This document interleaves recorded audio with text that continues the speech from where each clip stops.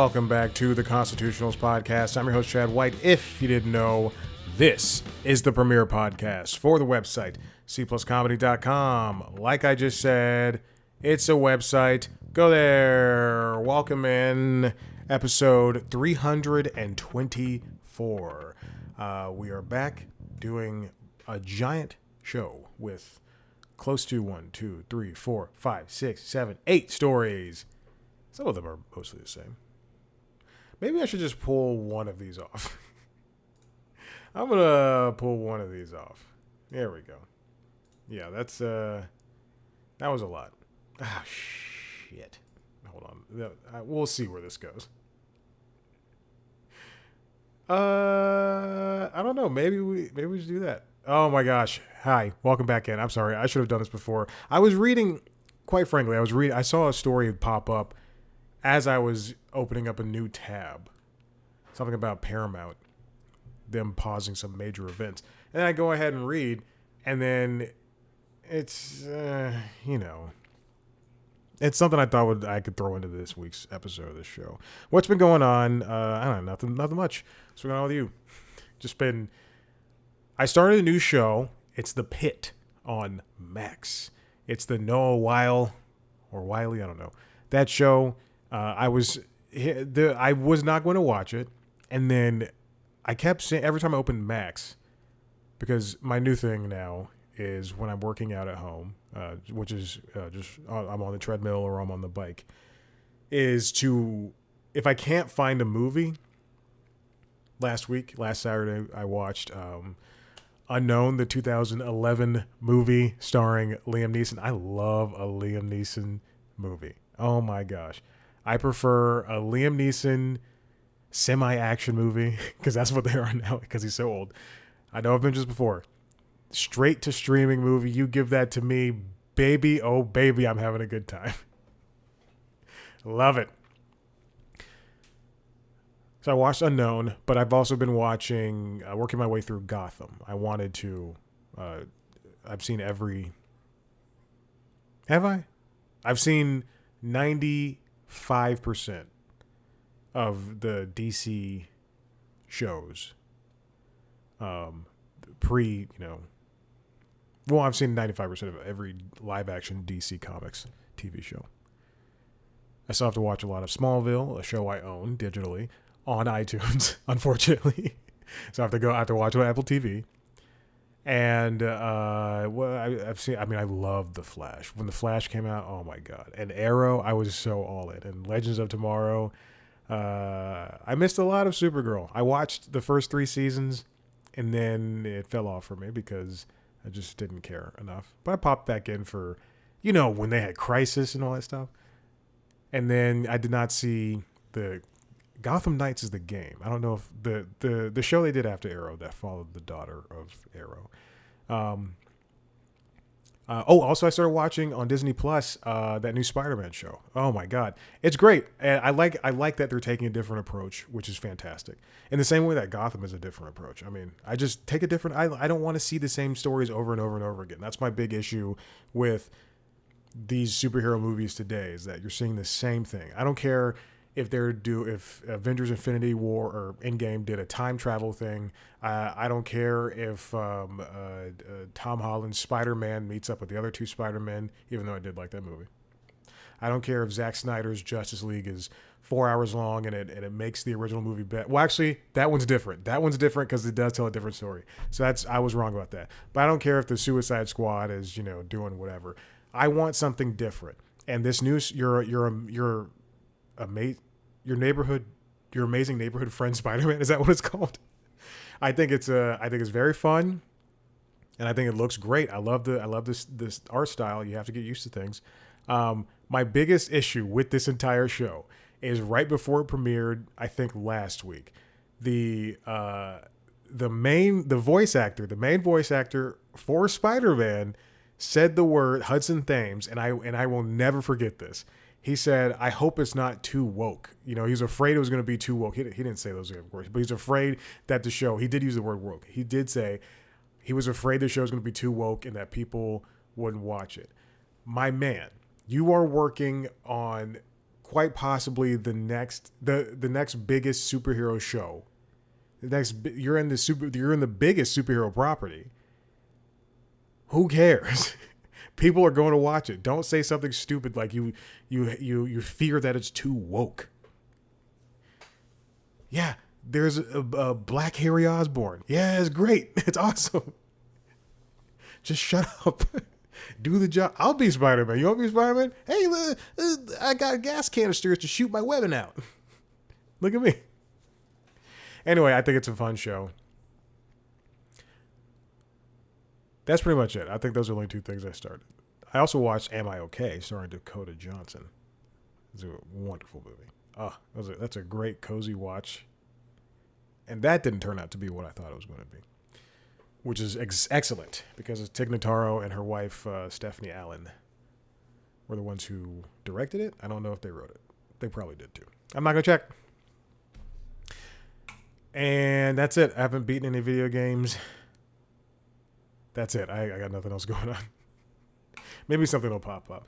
Hey, speaking of video games, this comes from Engadget, written by Chris Holt. Netflix scuttles plans to add 6 previously announced games to its service. Netflix Games has been, ever since they've made a games division, they've purchased companies, they've purchased whole games. They've, like Oxenfree 2, and on the original Oxenfree. They purchased rights to put out definitive versions of games like Dead Cells and the Grand Theft Auto, Vice City, San Andreas, and 3.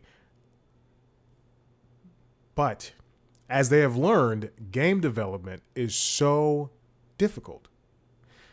The company has canceled release plans for 6 games that were previously bound for iOS and Android through its platform. If you don't know, you can go to Netflix. If you subscribe to Netflix, you get access to a litany of games. Some games are just straight up mobile ports. There's Sonic Dash, I believe, is the only game I have downloaded to my phone. But there's a Sonic Dash one. There's, let's see, I'm scrolling through. I would show you, but my name is tied to the account. There's Civ 6. There's Exploding Kittens, Into the Breach, things that are based on their shows like Sweet Magnolias and Stranger Things games. And then, of course, there's, like I said, there's Dead Cells. There's like actually good games there. Dead Cells, Katana Zero, Cut the Rope. But making video games and acquiring video games and that upkeep is so expensive.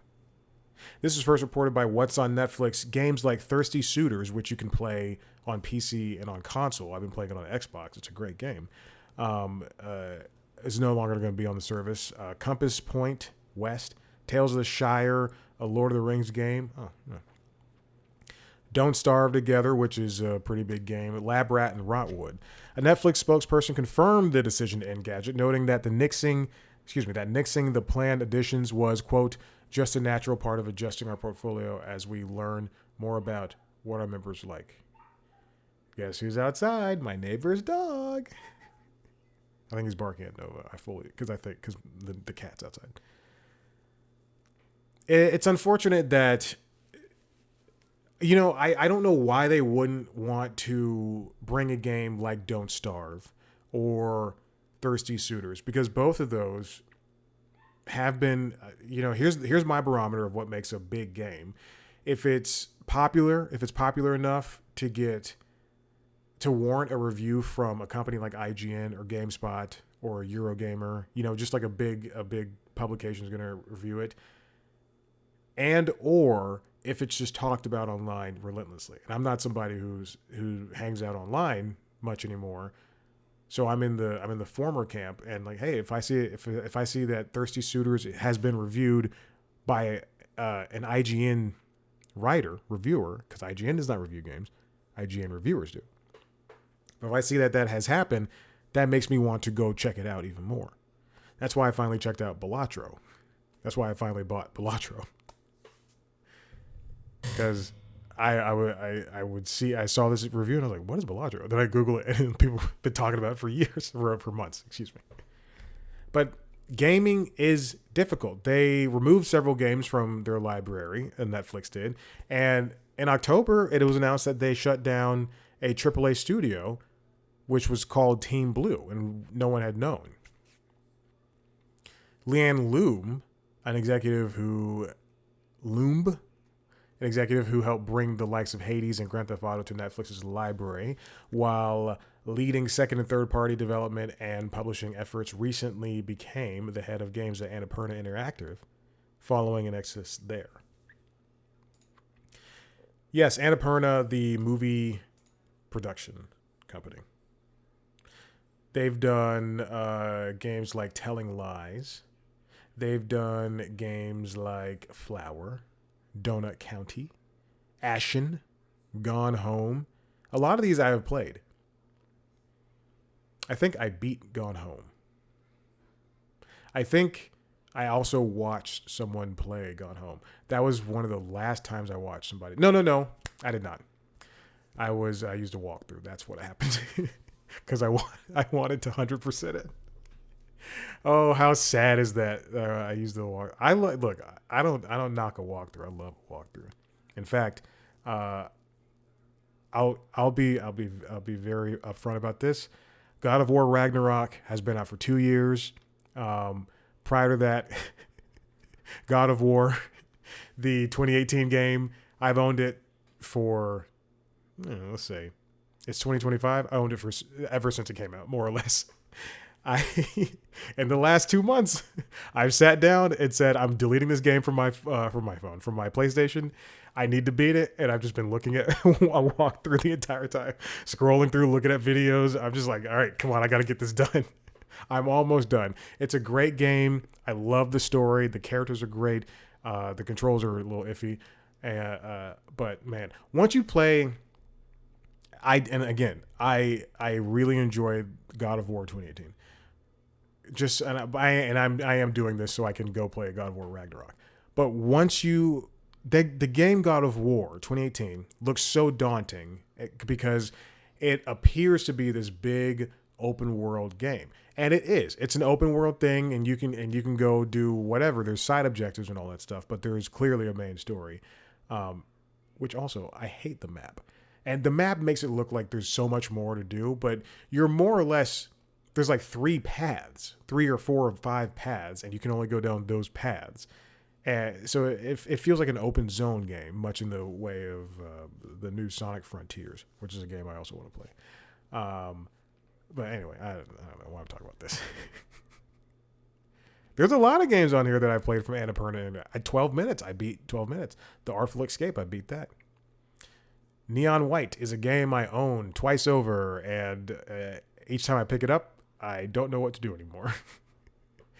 I downloaded Neon White on my Steam Deck, played it for roughly a week, and then I said, I'll keep coming back to this, and I never did, and every time I pick it up, I go, I don't know the controls. How do you jump? You have to hit this thing?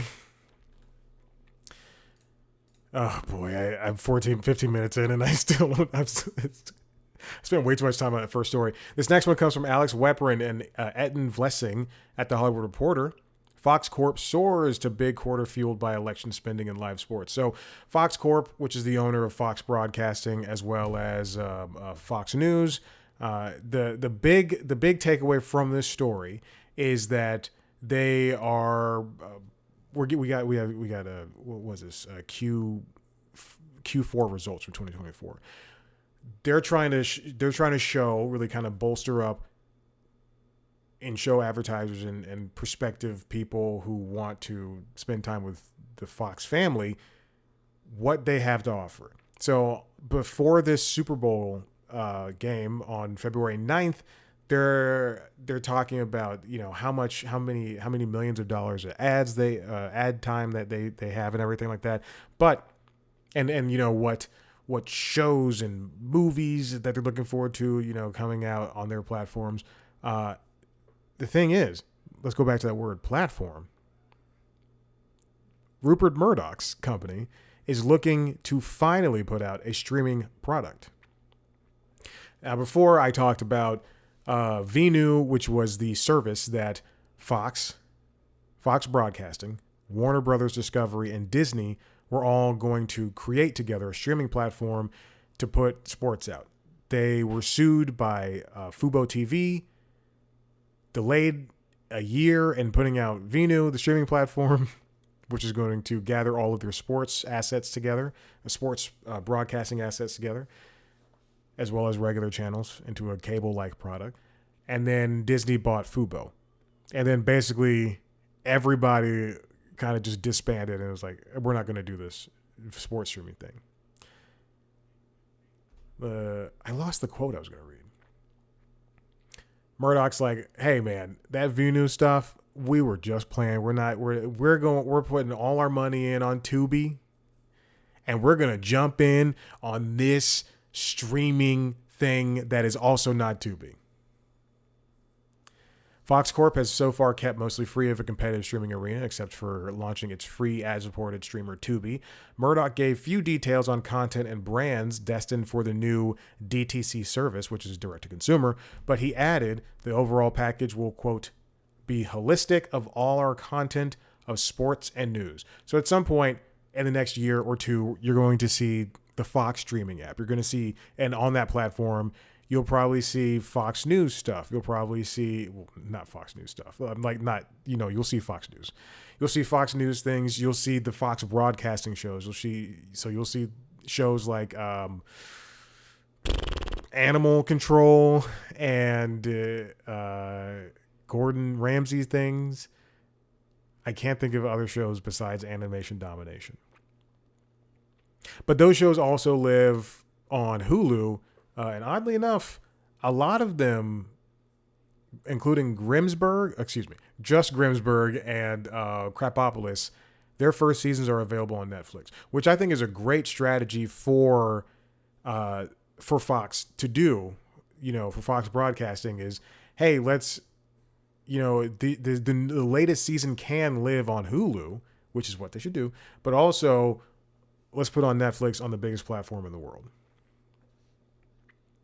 Murdoch argued Fox Sports content will continue to be distributed across multiple platforms, including linear TV, cable, digital MVPDs, and Fox's own direct-to-consumer services.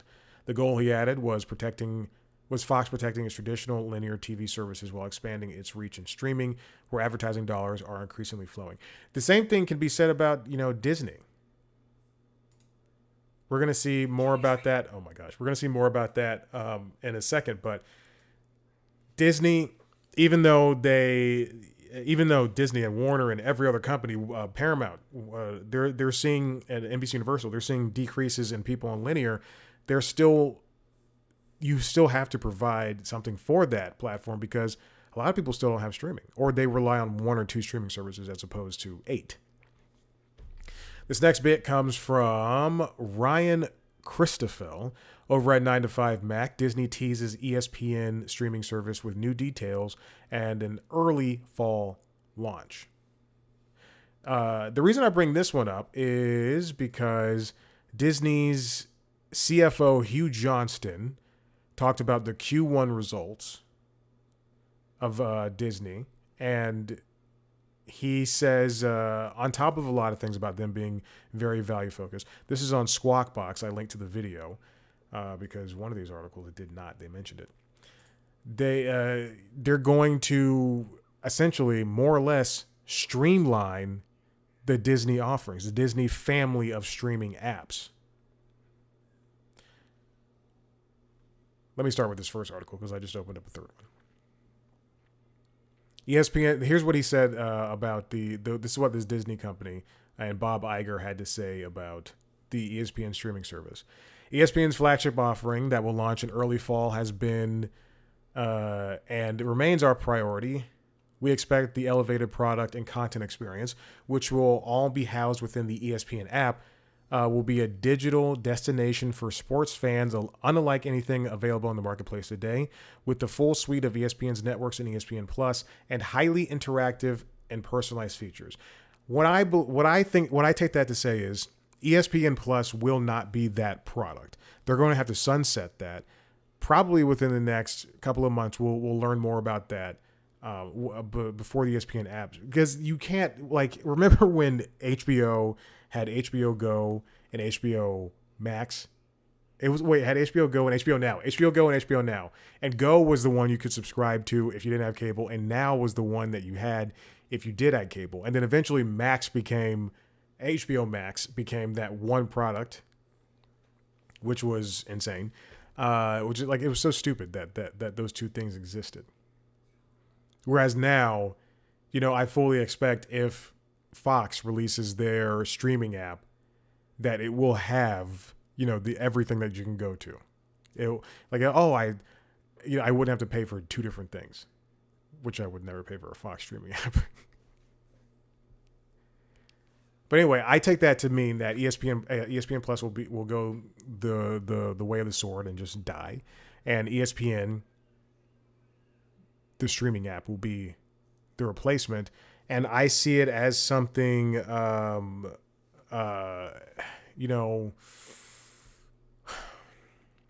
don't know the pricing. Obviously, we don't know the pricing yet. I can only assume it'll be above $15, because Disney can't do that. It'll be above $15, and maybe it'll be maybe and with that, there's two options. Because there has to be above $15 because you're paying for a cable channel plus all this other stuff on ESPN Plus. So with that in mind, the other issue is with the Disney bundle, it's already $26 or $28, however much it is. That's going to go up in price too. So I fully expect all of that everything's going to be so expensive by fall. It's going to live within the ESPN app, though, is what they're hinting at. And launch timing would be early fall, so like late August, maybe early September. This is all from 9 to 5 Mac. Highly interactive and personalized features. Oh, so a lot of betting. So all of that said, there's the idea that the streamlining of the apps is coming. Now, the person that watches ESPN doesn't necessarily watch Disney Plus. I'm sure there's people out there who go, I just want to watch college basketball, and I want to watch regular NBA basketball, and I want to watch baseball, and that's it. And football, and that's it. I don't want to watch anything else that's not sports. I want to see First Take and Unsportsmanlike Conduct. Is that a show? I know that's a show somewhere. I want to watch Mina Kimes. I don't want to watch anything else. But then there's people in their home or people in their family that are like, hey, I want to see the new Spider-Man show. I want to watch this new stand-up special on Hulu. And so they have to have the Disney bundle, or they have to have ESPN Plus and Hulu, or ESPN Plus and Disney Plus. And it's all, but with these new tiles on the Disney Plus app, if you subscribe to the whole Disney bundle, you get the ESPN Plus offerings. You get all of Hulu. All of it's on Disney Plus. And apparently more than half of the people who have the Disney bundle watch everything through the Disney Plus app, which makes sense because it's all there. It's so funny. And I'll get to this article in a second from the Wall Street Journal, but it's so funny how, let's forget the whole, we're all subscribing to these things and it's going to be like cable again. Forget that. It's so funny how these companies, like Warner Brothers, for instance, they'll say like, they'll take away shows and movies off of the Max platform and put them everywhere else so they can make more money. But their reasoning to the consumer is, we don't want you to get confused. We don't want you to get we don't want it to be so it's so hard to find something on Max. I would rather, as somebody who watches something, not as an artist, not as a creative person, I would rather have something available for somebody to watch on Max, on Netflix, on Disney Plus at all times, and rather than not have it there, because that way I can go, oh, New Girl is on Hulu. Let me watch, or let me think something else. The Penguin is on Max. Let me watch that. I put it off for a couple of months. Let me watch that. Stranger Things is on, I can't think of another show. Stranger Things is on Netflix. Let me watch that. As opposed to, oh, Stranger Things not on Netflix. Oh, it's on Paramount Plus. I don't have Paramount Plus, and I can't, so I'm not gonna watch it. Or like, oh, it's just not. I'd rather. But as a creative person, you don't want it to die in the ether of Netflix, but you still want it to be somewhere. This comes from Isabella Simonetti over at the Wall Street Journal. Disney to centralize streaming offerings within Disney Plus. We knew this was coming. We knew this was coming. This is something that from the moment they said there's going to be a Hulu tile on Disney Plus, I went, oh, well, when is Hulu going to be sunsetted? And maybe the Hulu name will live on, but in 5 years' time, Disney Plus will be the app. It'll be Disney Plus. It'll be Netflix. It'll be Max. If they're smart, it'll be HBO Max.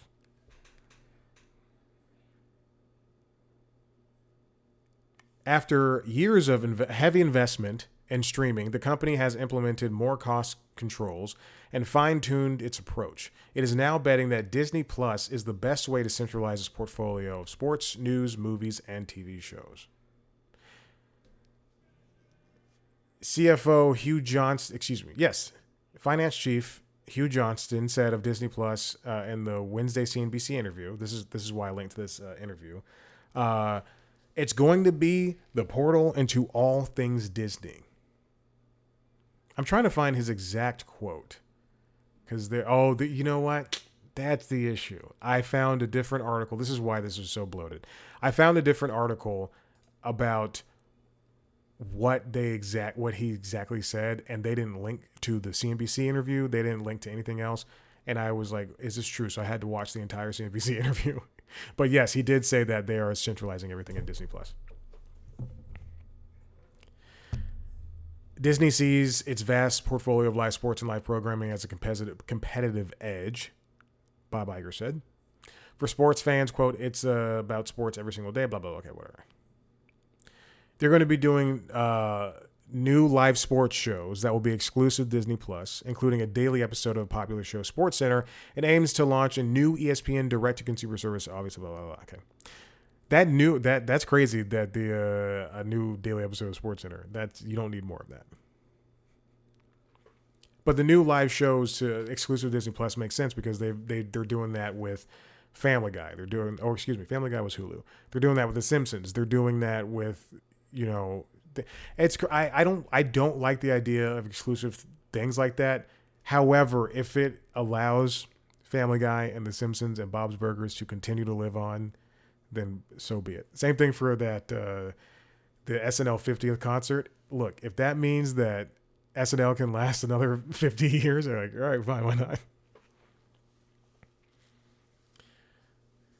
Iger said Disney is in a position to add streaming subscribers and improve the unit's profitability in coming years. They did lose a bunch of subscribers, but also Hulu sustained subscribers. Disney Plus lost subscribers, but Hulu sustained those. It's crazy that the numbers, what they tell you. Like, hey, we lost a bunch of money, but also we got a bunch of money. So it's kind of cool. Where Disney Plus is going to be the thing that everybody watches, and we can say Netflix is the true leader, but Disney Plus feels like it's the pure one. And I don't know, man. I think the writing was on the wall for Hulu when Disney Plus added that tile. I think there is room for Hulu to live, but they just want you to stay. For Hulu to live on its own. But what this appears to be is they want you to stay on that app as long as possible. If I'm on Netflix and I'm scrolling through and I'm done watching Pokemon Horizons, and it tells me, hey, you might like, these shows below. And I go, no, I don't want to watch anything else. And I back out of that episode. I back out of the credits. I back out of to the main feed. And then the main feed's like, hey, because you watched, Orange is the New Black, here's 40 other shows that you might like. And go, oh, well, there's this show. Like, oh, let me click on this show. And then what's the trailer for this? And it makes you stay on the app longer. And the same way for Disney Plus is like, hey, I'm watching. Let me go watch How to Die Alone. It's on Hulu, on the Hulu tile, okay? then let me back out the Hulu tile and go, oh, wait a minute, there's a hockey game on. Let me go to ESPN. You don't have to go to different apps, and you're not going to be distracted from watching something else by watching something else.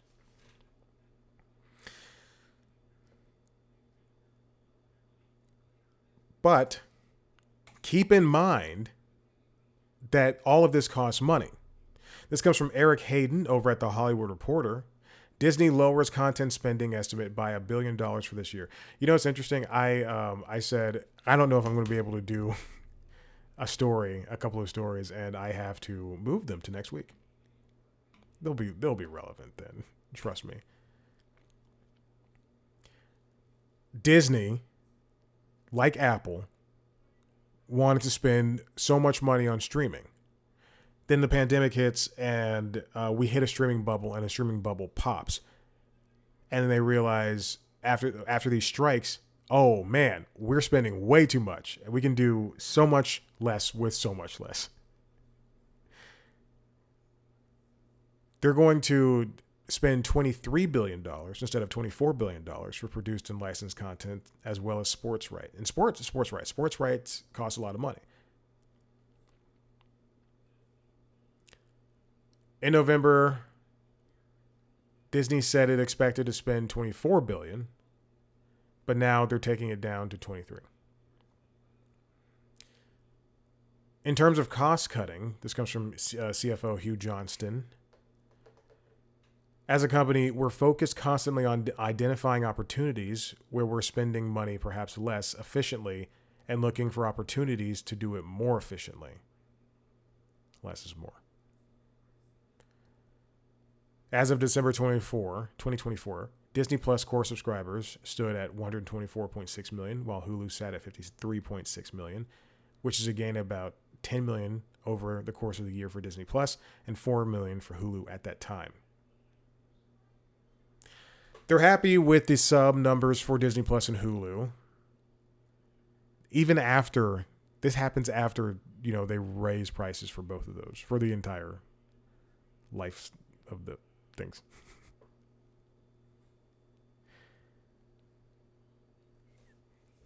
The content spending is interesting, especially considering Mufasa the Lion King is a completely original story. Is that true? Yeah, that's an original story. Yeah. Mufasa is an original story because it's telling the story of Mufasa and Scar. Yeah, I've never seen that because the Lion King, I'm going back to the cartoons. It was Lion King 1.5, and then Lion King 2, Simba's Pride. Lion King 1.5 told a story about what Pumbaa and Timon and Pumbaa were doing during Lion King 1, and they also did commentary like MST3K. And then Lion King 2, Simba's Pride was about Simba and Nala's child, and then how she fell in love with a brown tiger or a brown lion. I don't know. But it's interesting when you have something like that. And then also Moana 2, which started out as a TV show, as confirmed by Rose Matafeo on this very show, on this very podcast. And then they just added it. They didn't just add it, but they threw it together into a movie. A movie that I don't pay attention to Rotten Tomatoes or anything like that, but I looked it up yesterday. Yesterday. I was on the Moana 2 Wikipedia, and I scrolled down to reaction, and I see it had like a 60 something. Whoa, that's crazy. I enjoyed it. I have one issue. And it's that I'm pretty sure in the Can I Get a Chee-Hoo song from Dwayne Johnson, in the movie, they replace the saxophone solo with a in the CD or the soundtrack. When you listen to it on streaming services, they replaced what sounds to me in the movie like a saxophone, like a synth saxophone. They replaced it with straight up synth, and it sounds so different. I tried to A/B it, and it did not sound the same to me.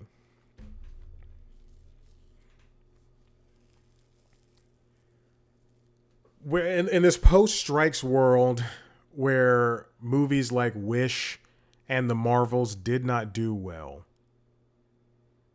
Everything has to hit, no matter what. There are things that analysts see, that big companies see, that the consumer does not, apparently. And I don't know, maybe, excuse me, maybe it's, is Disney going to be Disney, Warner, Paramount? Are these NBC Universal, are they going to be able to not feed us the same thing over and over again and actually give us things that are different, but also are things that we want? Are the next Avengers movies going to be as big as Infinity War and Endgame now that we're 30 movies in?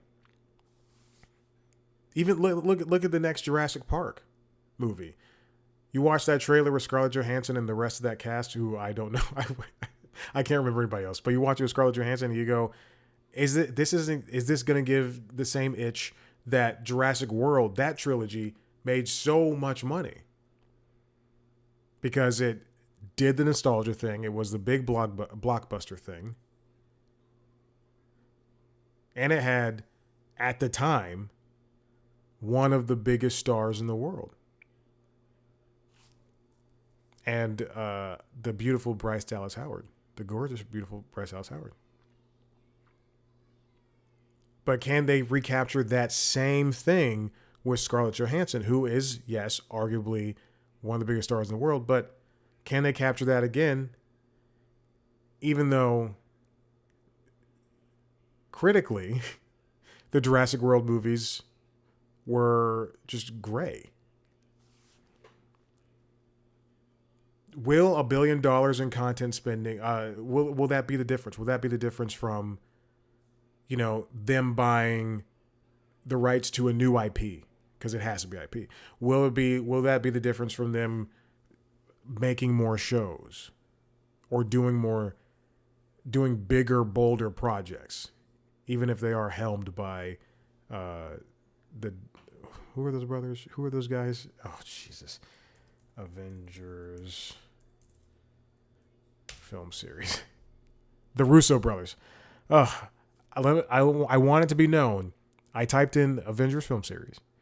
And before I scrolled down in Google and it said directors Anthony Russo, Joss Whedon, Joe Russo, I said the Russo brothers before. There's one coming in 2026. There's another one coming in 2027. Oh, you know what I would love for these movies that are part ones and part twos, which was unfortunately brought about by the Hunger Games. Was it the Hunger Games? Yeah, it was the Hunger Games. And then it was Breaking Dawn. I want to watch all the Twilight movies at one point. I think I've seen 10 minutes of the first one. But I think it would be very interesting to sit down and watch all of the Twilight movies back to back. But anyway, I think it would be great is at the top of the year you release, Avengers Doomsday. And then Avengers Secret Wars comes out. And by top of the year, I mean like March. But you do that. And then Secret Wars comes out September. I would have loved that for Harry Potter. I just finished rewatching Harry Potter movie 7 part 1. Book 7 part 1. I think they should. I remember watching those in theaters. I've seen every Harry Potter in theaters. But they should have done part 1 in March and another one in the fall. You would have. I know why they did it. I know why, business-wise.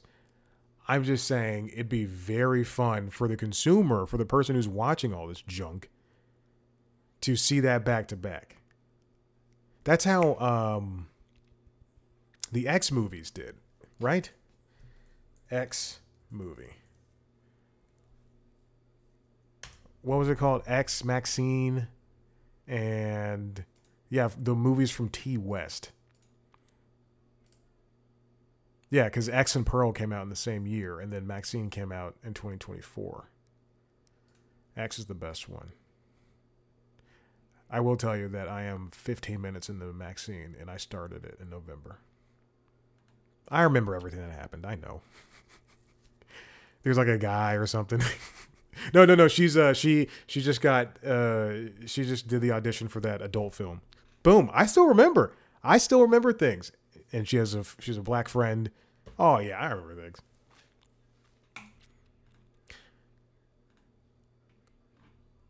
Okay, listen, if you like what you heard here, head to the website, cpluscomedy.com, where you can see me talk to famous people. I just put out an interview with Matthew Broussard, who is a comedian that has been on late night. He has a new special out called Hyperbolic. Check it out. It's a great interview. I've met him before in person. I believe we shook hands that night. I don't remember. But you can hear the story of how we met twice on that very episode that released before this one. Next week, you will also get a couple of interviews, I think exactly 3, from some people. If I said a couple of interviews, you know for a fact. You know for a fact that it's, what's it called? The thing where I go talk to a lot of people at once. What is that called? I don't know. I'm so tired. So that's great. Check it out. Next week. If you want to see a video version of the show, as well as video versions of the other 2 podcasts, LinkedIn Logs, which is the Jobs podcast, and Late Night Lately, go to youtube.com/cpluscomedy. You can also watch video versions of the interviews with the famous people. Subscribe to those shows wherever you get your podcasts. I'm talking Apple Podcasts, Pocket Cast, TuneIn, at some point SiriusXM if they respond to me. Follow us on TikTok, Instagram, Blue Sky, Facebook at cpluscomedy, me at Chad Black White. Thank you so much for listening. We'll see you next time. Bye.